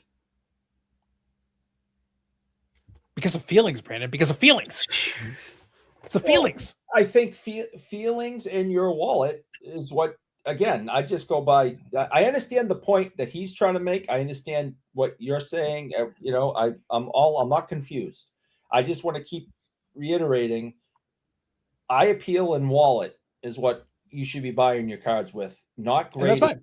numbers. And we're gonna come back to that in a second. That's why I say I'm all about eye appeal and what you think that eye appeal is worth and what your wallet allows. And if you think that that eye appeal is, and you have the money, is worth 200 and whatever thousand, $250,000, awesome. But I can't, I've been so critical of grading for so long. I can't, if it has a hole going through it, it cannot have a high grade. Just like I say all the time, and already said it once tonight, a 79 O-Pee-Chee Gretzky should not ever get a 10 if it has rough edges.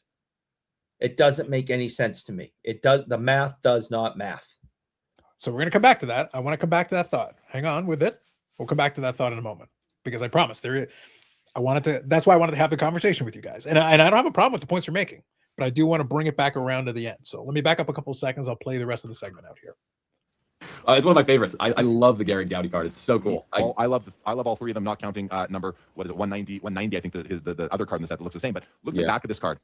Super clean front and back, right? Amazing low grade high appeal, like spot on. When you zoom in, you see a little bit of surface paper loss in a couple spots, but there's not a single bit of that little scrape on the surface that doesn't allow you to read the I want to be able to, if there's paper loss on the back of one of my cards, I need to be able to read every word or at least portions of it. Otherwise, I'm just not going to buy it. But to me, I can read every word. There's nothing missing that takes away from it. So great. Thank you, PSA, for grading this a 1. You gave me a card.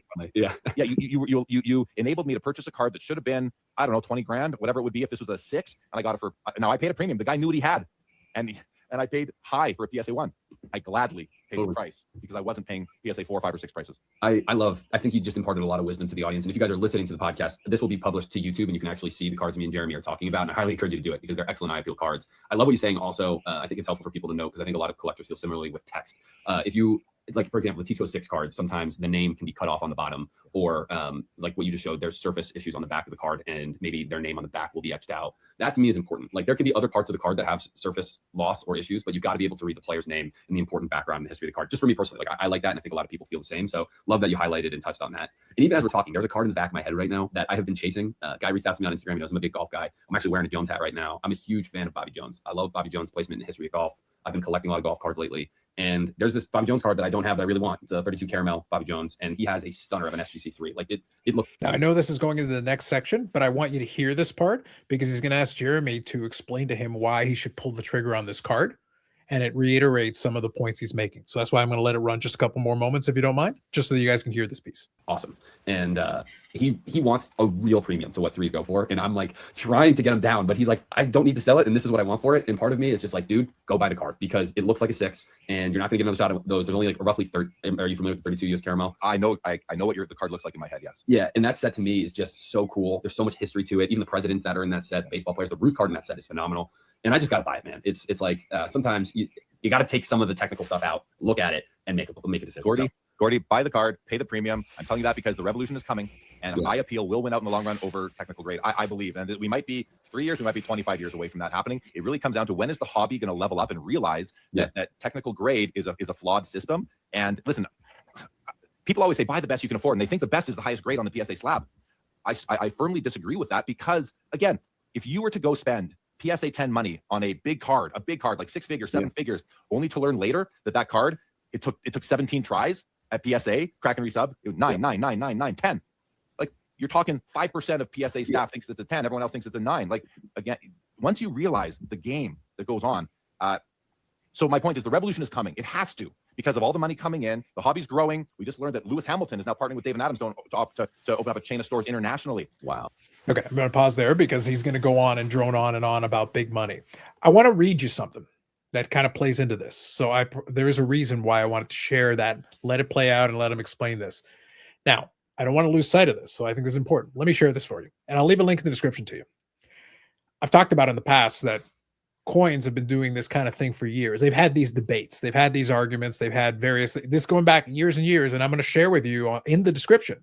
I'll share with you a forum post from one of the guys who does the Coin World, one of the big coin podcasts has been going on for 12 years. They work at a big shop. They do all this stuff. And they were arguing about this. The forum post, Eric's from 2010, talking about elements of this. So this is years and years and years ago. They were having these debates and discussion. I want to read you something here. This is technical versus market grading. I just want to read you the difference between these two things. There are two, and by the way, this is from the American Numismatic Association. So this is actually from the ANA, this page that I'm sharing with you guys. There are two grading styles, technical and market. Remember, Jeremy was talking about technical grading, so I want to share that with you. Right. Technical grading uses standards that measure the degree and location of wear and minting process issues that detract from eye appeal, such as weak strikes, nicks, or scratches. I understand it's coins, but just understand the concept I'm getting at here. These elements do not detract from the coin's value and typically include coins in circulated condition. So talking about technical grading is you got your standards, you measure the item comparative to the standards and figure out where it falls on the condition scale based on that. That's technical grading, okay? Market grading is usually reserved for uncirculated mint state, and eye appeal is significant. Determining factors include luster, the strength of the strike, and the absence of marks or scratches. To put it simply, with technical grading, you are grading the coin. With market grading, you are pricing the coin, okay? Substitute market grading for eye appeal. Yeah. What Jeremy is pitching for here is, and the problem is, his argument, Brandon, defeats itself. Because on the one hand, he's saying there's a revolution. So on the one hand, he's saying that the numerical system, technical grading is antiquated, but he wants to go to a eye appeal system. Well, the thing is, Brandon, if the graders did adopt the eye appeal system, his 1 is suddenly a 3 magically for reasons, because it feels good, because the card looks nice. I also don't get this statement of the revolution is coming, because it's not been a secret. Like, people looking at cards and making decisions based upon how the card looks, it's not this new thing. Like, it's been a thing for many years. Like, we've all made the decisions based on how a card looks. I'm not against paying a higher price than average on a card, say a 1, because it looks nicer than one that's been, as Crystal likes to say, run over by a truck division or whatever it is. There are different levels of those lower grade cards. Sure. Same way, I don't know, a 3, 4, or 5 might look different if everything else meets the criteria to grade it within that spectrum. But maybe I am a big fan of centering. Some people don't like rounded corners. I will buy a card if it has round corners, but is nicely centered. See, I'm just the opposite, right? Because I figure condition of the cards, because vintage is my thing. This card's in mint condition for after 70 years. And the only thing that's, quote, wrong with it is that it came out of the factory, you know, with the picture more to the right than the left. Now, this is just my opinion, right? And it's different than yours. And that's the whole point of the conversation. Neither one of us are right or wrong. My eye appeal says a absolute mint corners, mint edges, mint surface, mint back. And it came out of the factory with a print defect. That is how it came out of the factory and out of the pack. I'd rather have that than something centered and have other issues on it. So here's a little test I want to do, Eric. Go back and tilt your jersey frames. Just tilt them different ways. Okay? Would that not drive you crazy? If I went over there and tilted them, yes, that would drive me. That would bother me. I put the frames on the walls and I tilted all the frames. That would bother me. Yes. Okay. But all the frames still have sharp corners. The colors are still great. Yep. All of that. That's my point with why I enjoy centering. I don't mind the card having some corners. I don't even mind if the crease isn't like across the face or whatever. I don't mind creasing, because the way I see it, those cards also then tell a story. Sure. That Gordie Howe you showed, that card, I guarantee it's not going to show as much on camera, but I guarantee the color on that is vibrant as you're going to get. But being centered, or if it had, the paper loss on the back, it tells a story. Mm-hmm. The people had it in a binder, and we didn't have 9 pocket pages, way back in the 60s and 50s, and God forbid the 30s and everything. They didn't have those things, so they did what they could. So I don't mind those little conditional flaws, because it part of the card's history, part of cards in general's history. But I prefer the centering, and that's why, it's a silly example, but I don't want like my pictures on the wall being, if I'm hanging something up, I don't want 2 of them close together and 1 space further apart. You know what I'm saying? I like looking at them, and that's the eye appeal for me. But and I don't mind somebody paying up if they think that the card is a very high quality looking card for that particular numerical grade. I can agree with that. Don't sit there and tell me that it should be the price of an 8. Well, so Brandon, that's what I want to get at here. I want to make sure we separate 2 concepts out. The concept of you looking at the card and wanting it, that what I was talking about, wanting to get a card that fits your aesthetic, whatever it is. So let's just keep it broad. Whatever your aesthetic is, you're a centering guy, your corners, edges guy, whatever. Photo registration, great, awesome.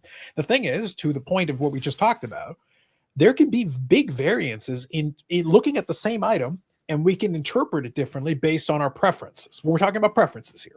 So, and we can be looking at the exact same thing.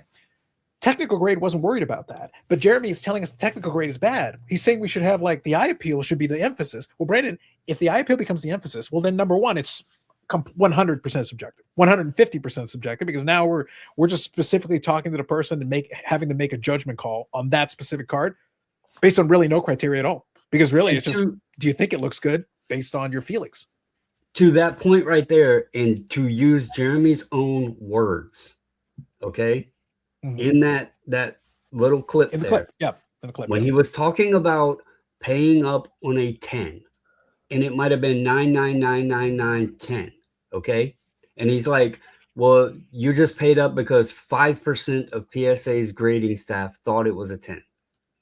Thought it was a 10. If you go to an eye appeal grading system, you're doing the same exact thing, because everybody is going to have different opinions on what is their opinionated top end eye appeal. So you're doing the same exact thing, because 5% of people may only like corners.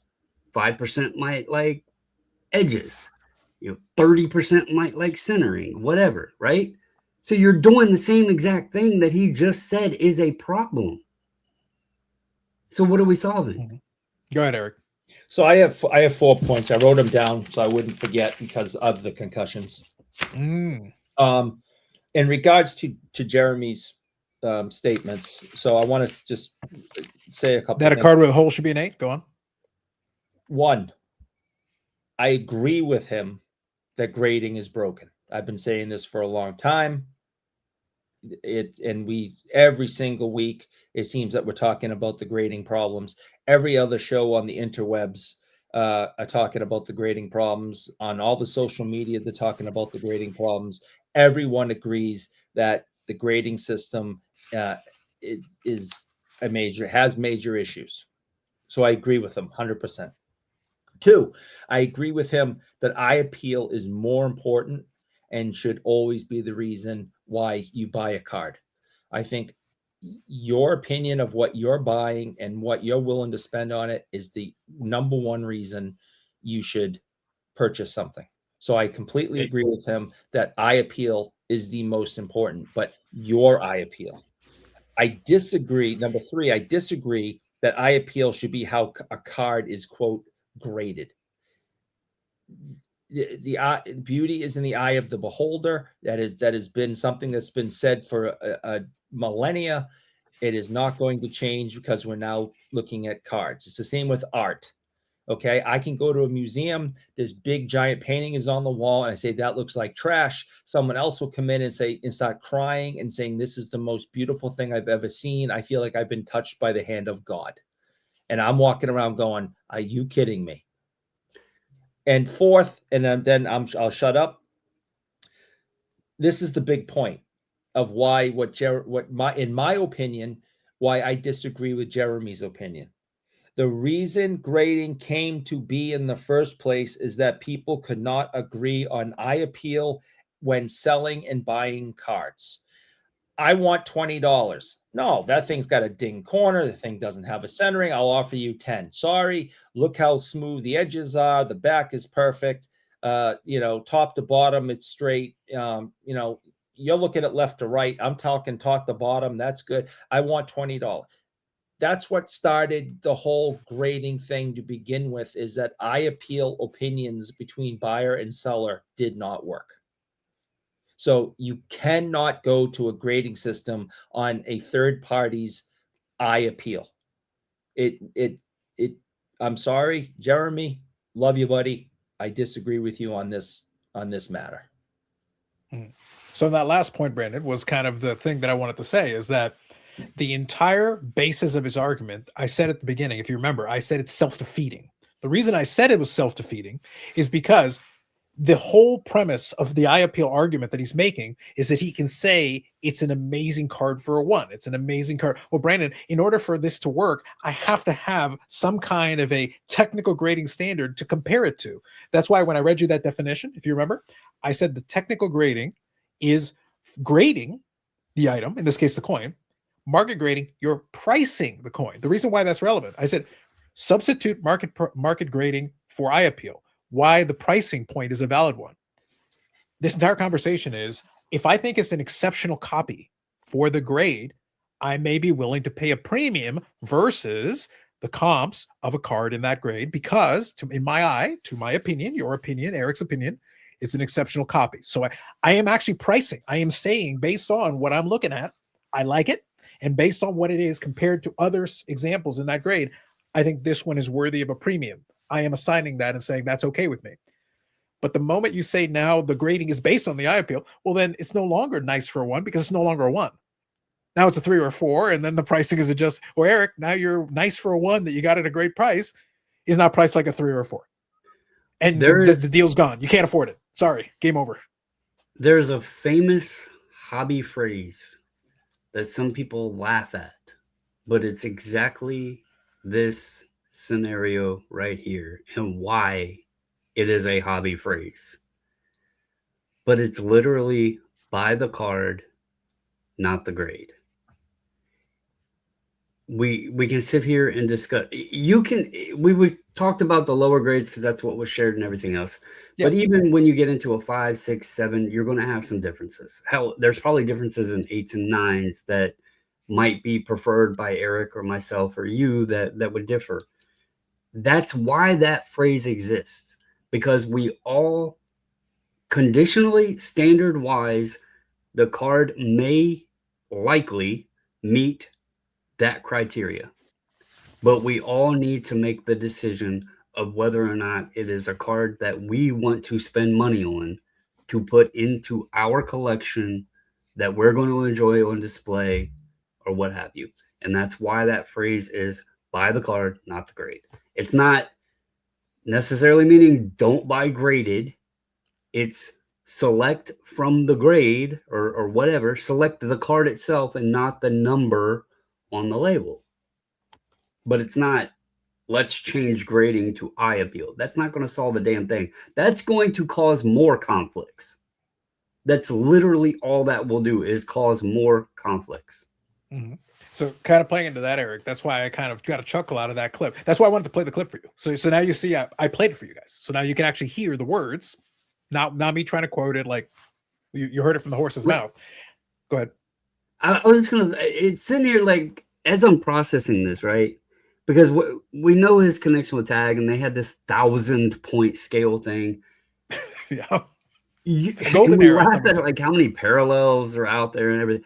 Do you know how many levels to an eye appeal grade? You would be basically going back to the 1,000-point scale. You would have to like. You would need to accommodate for everybody's different opinion. There's no way to accurately. It's not a grade any longer. It's not a condition. But the key though is there's Eric at that point there is no objectivity to it. Now you take a card with sharp edges and corners, but the image is blurry and a little ugly. Well, knock it down. But for other cards, it's got a hole in it. But Eric, the color's crisp. The edges are crisp, the border. So based on that, Eric, that should be inflated. Based on this argument, that should be inflated. The grade should be inflated. So going back to that last point that he was trying to make, what he was really saying at the end, if you paid attention, was he was talking about those people with the big money. What he's saying is the people with the big money who aren't smart enough to figure out on their own that you want a premium quality for whatever it is you're doing, that have to have this explained to them. These people with all this money that aren't smart enough to figure out this out on their own. Eric, what you've just done is you just handed over the keys to the charlatans that are going to explain to them at the altar of eye appeal and just inflate the price of these cards. So the card with the pinhole that should be an 8, quote unquote, in quotation marks. Well, then, all right, pay six money then.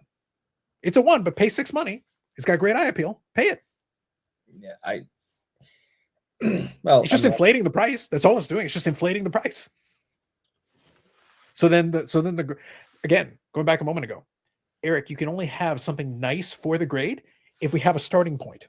Even if you have to have something to anchor it to, otherwise we're just making shit up. And the problem is the proposal, Eric, is to take a broken system and shatter the rest of it. Literally give us nothing and just make shit up.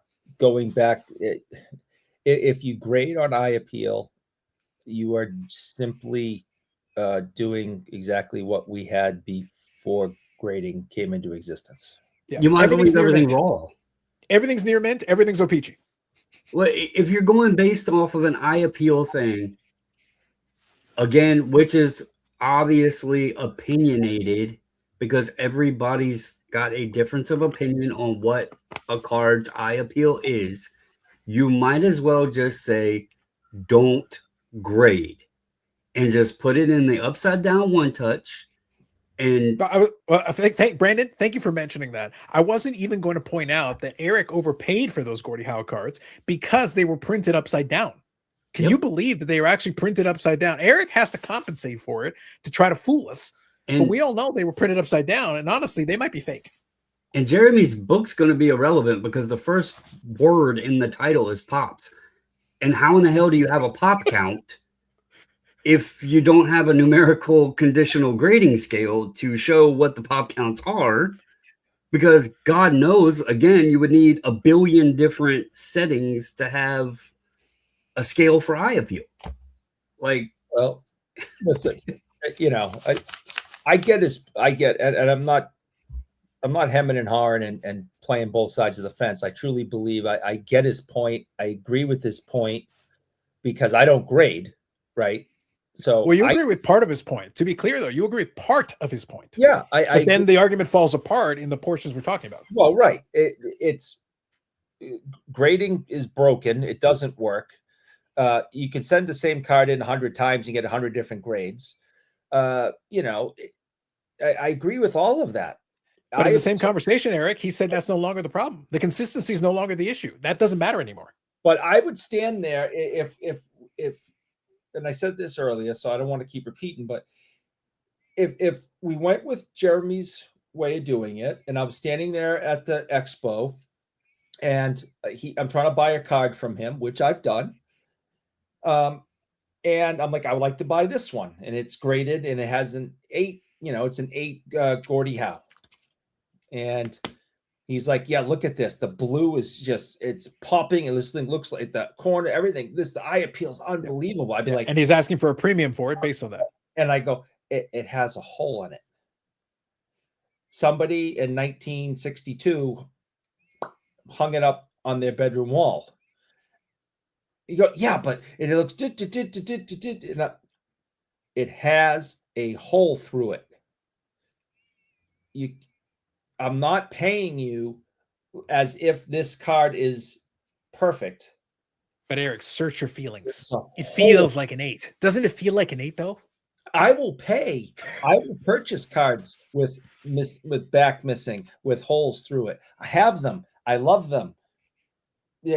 I bought them because of my eye appeal and my wallet, and not because they're in a piece of plastic with a number on it. But Eric, it's okay. The plastic doesn't matter anymore. Whatever that says, it should be more expensive because of feelings. Eric, you really could just jump the gun on this and go all in, and we could, I don't even know what a number that could even be relevant enough for the like button money. Okay. The percentage here. Uh-huh. But this is your moment. This is your time. It is. To shine. Hold on. Okay. Hold on. Go on. It is time to start poopy pony grading. Oh my and God. It should only be based on the poopy pony eye appeal scale. On the feelings.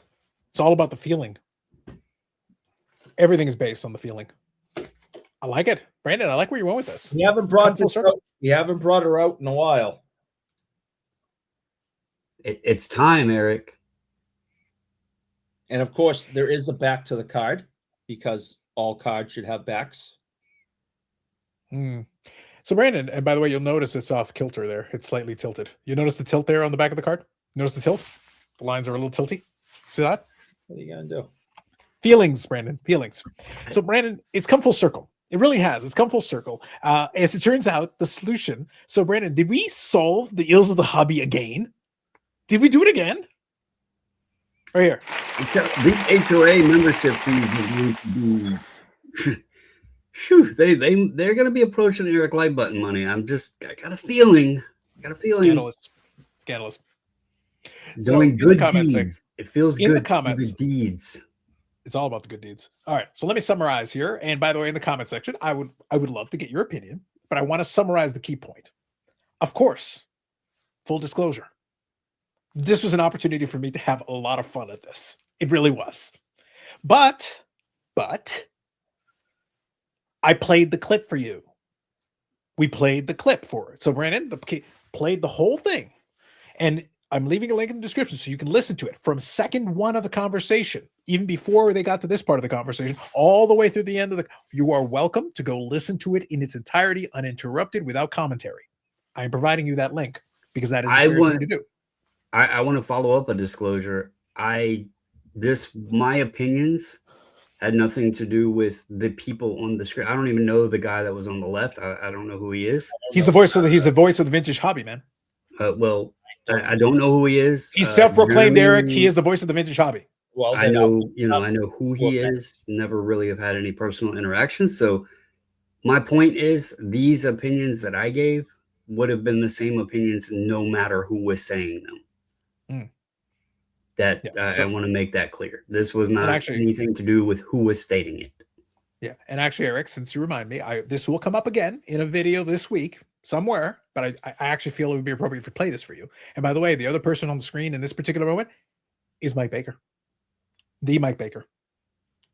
So I think we're at a great spot right now. I think we can continue to throw logs on the fire, and I think everyone banding together. There's always going to be the haters out there, and you have to have them sometimes too to keep pushing.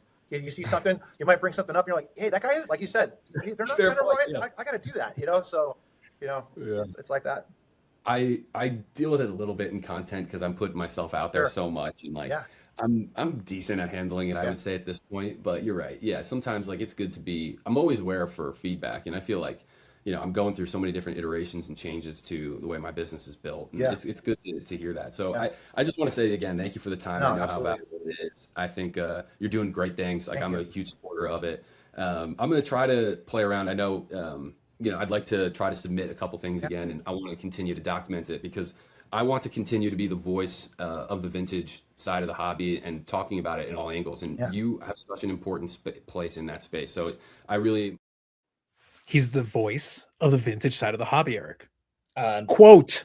I'm going to listen. I'm interested in. I'm going to go and listen to a couple of shows and see what he's got to offer. I definitely want to hear the Mike Baker interview. I disagree. I think Mike Baker stickers are only good for sellers. I don't think they're good for buyers at all. I think if you purchase a raw card and then go over and pay him some money to put a sticker on it, now you get to sell that card for more money than you paid for it. Well, and I'm not a fan of card grading, and I'm not a fan of these special stickers that are now coming out with diamonds on them or whatever else. I don't know. there has been, I'm not going to mention names or anything like that. There was information shared with me probably a little over a year ago. Just be careful if you are someone that enjoys those stickers, because it has been made aware that there's at least one individual, and again, this was shared with me by someone. I'm not going to out who they were, but people have succeeded in removing the Mike Baker stickers from slabs and placing them, put them onto another card. Yeah. Right. Wow. Now, Eric, what if it's stickers like this? It's Monday. I'm not talking to you. To me, those are Brandon. These are legit stickers. These are the real deal. You get these? Those look like they would fit on one touches. Absolutely. I would. As much as I hate playing into your ridiculousness, putting one of those silly stickers right here on the poopy pony, that would be kind of legendary. They're saying I got a small stack of them. So maybe we make this happen. That's all I'm saying. If we put one of those over the one touch of the poopy pony, that may be legendary. Indeed. So Brandon, that conversation was good. By the way, I like the conversation. So in the chat, I'm going to finish with a thought, but the conversation took so long, I'm not going to do the expo thing. I'll do a separate video. I'll do my own video where I'll break some stuff down. I'll do my expo preparation, that whole discussion. So anyway, to finish this thought though, just so we close and in the comments, feel free, chime in on this. The point was partially for me to make fun of this because I'm amused by it, but there were some very interesting points brought up, but then I had to give the preface. I had to begin by explaining that I've got a host who doesn't really push back or challenge anything. The Mike Baker interview is also part of that. Like he's on board. He's gun-ho with every entrepreneur in the hobby. If you're an entrepreneur in the hobby, this is great. This is the greatest thing since sliced bread. So yeah, you can check out some more episodes to gauge that for yourself. But I'll offer a couple of links in the description so you can check out the Mike Baker one and this one. And the Baker one will come up again as well. So we'll get all that. Second point. Grading is flawed. Grading has a lot of issues and it's broken. But the idea of breaking it even more and opening it up to completely to the, again, eye appeal is subjective. Grading is 99.9% subjective because, again, centering is centering. Again, grab a ruler. We should be able to figure that out. But 99.9% subjective. Eye appeal is 147% subjective with a 5% margin of error. 147% subjective. It's beyond 100%. It's all the way to 9,000, all the way. So there is no objectivity left. As soon as you go eye appeal, it is up to the individual because they can look at the card and say, this is an amazing card, the color, the vibrancy, all these things. And based on your criteria, that may be how you feel. The thing is, Eric, I don't want to pay based on people's feelings because that is literally people's feelings. So if one person has a completely different interpretation, the dealer, by the way, Eric, is always going to think it's the greatest thing since sliced bread if we're going on feelings alone. You know what? I have to be respectful to customers, but sometimes I so badly want to say this. They'll come in, find the card in the case. I pull it out. They look at it, and we're doing the whole thing, right? And they're like, well, what's the best you can do on that? And we say, okay, well, the price tag is this, but, we can work with you. And how's this number? Well, it's dinged here and it's this, that. And, the list starts growing. I want to look at them and say, and I don't, because I, got to be respectful and responsible in the workplace. I want to be like, if it's so banged up, why the fuck do you want to buy it? I so badly want to ask people that when they start that bullshit. If it's so bad, why are we even having this conversation? Why didn't you go, yeah, this copy's not for me, but thank you for your time, and hand it back to me and I'll put it back in the case? Why are you trying to convince me that this card sucks? Why do you want to buy it? I so badly want to say that to people, but I don't. I said, okay, well, I'm sorry, but that's the number. And, I'm sorry that we couldn't make a deal today. Yeah. I don't understand. You can't, charge that much for that. And okay. Well, like I said, I'm sorry that we couldn't make a deal today. I just really want to go then. Why the fuck do you want to buy it then? Eric, bring a man a piece. Crazy times. And then I want to grab him by the nose and drag him out the front door of the store. But I can't do that either, I've been told. And back to the violence. Back to the violence, Brandon. And on that bombshell, to conclude, look, you guys decide for yourselves. I don't think the solution is to go to an ultimate subjectivity where we're just making shit up based on our feelings. That might not be the play. You pay for whatever you want for these cards, but again, there is no scenario in which a dealer will not then capitalize on this to be like, yes, it's super high eye appeal. Eye appeal, great, awesome. What do you think the damn stickers are all about? What do you think they become all about? Like the whole concept has become about. It's just an excuse to raise the price, which I don't have a problem with. If people want to play into it, that's the marketplace, so be it. But the idea, and that was mentioned at the tail end of being like, well, for these big money folks need to be held by so the hobby is supposed to level up by holding rich people by the hand and telling them that you should buy nicer looking cars because of feelings. Okay. That is a strategy. That is an idea, I suppose. I have many more pushback and much more jokes that I will share in a subsequent utterance. But for tonight, go ahead, Brandon. No, I was just going to say, like, the emphasis of the big money coming in there was interesting to me because of the cards that were shown. Mm-hmm. And as I mentioned, most all of them were in like the 1.5 range. I'm wondering if the thought and play behind this isn't because if it's big money, they want the highest quality item that they can get, the highest grade that they can get on the market. They're going to pay. They have the FU money. They don't care what the price is. They want the best of the best. They don't want the best of the one. They want the best. But Brandon, if the revolution happens, then we explain to them that the higher number is bad, but the higher eye appeal is good. So we can charge them more for the one. Right. The one is supposed to be an 8. The 8 is actually not an 8. All of that. I get that. Mm-hmm. I actually am wondering if the play or the hope is that big money comes in, which I don't know how many big money people we're going to continue getting into this hobby, because I thought that's been since 2020 and all that. But anyway, I get the feeling here, but I think and wonder if the thesis behind this isn't, okay, big money's going to come in, buy up the top end, and it's going to drag the bottom end up. So having the best of the bottom end will help secure it a little bit better. That's what I'm wondering, if this isn't, this thesis behind this isn't happening. So Brandon, I'm happy to expand on this in a future episode, but I will say, just sight unseen, the purpose of every single conversation like this is to make us more money. No matter what it is. It's not to enlighten the hobby. It's not to teach people things. It's to literally what can make us the most money, Brandon? What do we need to say? Now it's eye appeal. So eye appeal is, Patreon, eye appeal, like all of it. And then 4C7 sponsors. That'll fix it. That'll fix the hobby. We just need more sponsors. That'll fix it. So like I said, in the description, feel free, in the comment section, feel free to discuss or debate any portion of it. I'll provide the links to it for you so that you can check it out yourself. Watch the original version of it. Listen to it without the commentary and gauge yourself, but then go back and you can listen to what we were talking about based on it. I wanted to focus in on what they were talking about in that specific section. Some very interesting takes, let's say, and more to come on that.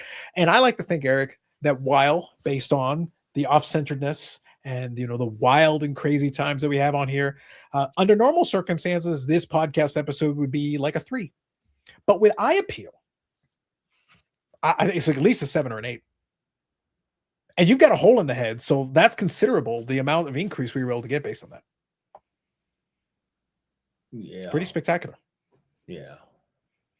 Listen, I happen to know the IPO was good because we were able to have a super die cut card, platinum portraits, and we had a freshness maintained tab on this very program.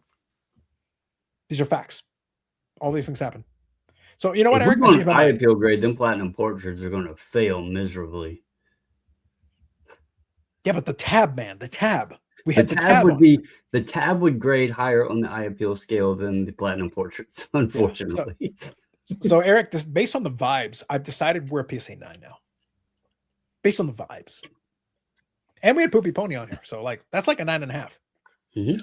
Listen, I was gonna let you just run off with the nonsense there and hopefully end this nonsense, but I can't argue about the Poopy Pony. That brought the whole program right up to, we're talking Beckett weekend morning Black Label. Black Label, yeah. It's all about the vibes, Eric. We're here for the vibes. Brandon Bubbles Ball Cards. Known associate 540 Flips. Eric Sanderson Door here for all your eye appeal related needs and resident money bags. He's the big money they're trying to draw in with the eye appeal. He's going to be once he fires Poopy Pony up. I'm telling you, Eric. Ooh, man, it's crazy. It's going to get wild out in here. So now you know, guys, forget about the previous, forget about technical grades, forget about standards. It's all about the eye appeal. Make shit up. It's whatever you feel. Look, Eric, this is simple. You don't even need an encapsulation machine. You don't need slab. You don't need numbers. You don't need any of that.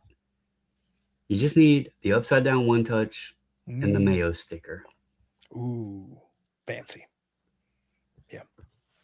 So feel free, keep an eye on the social medias. On the social medias, I'll probably post some stuff, especially as Expo Week really kicks in high gear. And since I still have to do an Expo preparation video that I didn't get in on this episode, there will be an episode before the Expo actually starts this week. And maybe even live before the Expo starts this week. Who knows? Wear comfortable shoes. Ooh, it's critical. Now, are they actually comfortable shoes, Eric, or are they comfortable shoes based on the vibes? Depends on how they look. Yeah, is the eye appeal. If the shoes look cool, does that make them more comfortable? No. Usually, if they're cool looking, they're less comfortable. Damn it. This doesn't work in everything. What? Look at women and their stilettos. Those are not comfortable. Eric, do you want to discount your stilettos? We know what you've done. More on that on Friday. More on that on Friday. I'm not here to talk about the past. All right, fine. There'll be some kind of a live stream this week. You'll get it. It'll happen some way or another. And then more videos coming up on the channel. So hit the like button. Eric pays for it. Otherwise, thank you very much. Episode 177 in the books. Catch you the next one.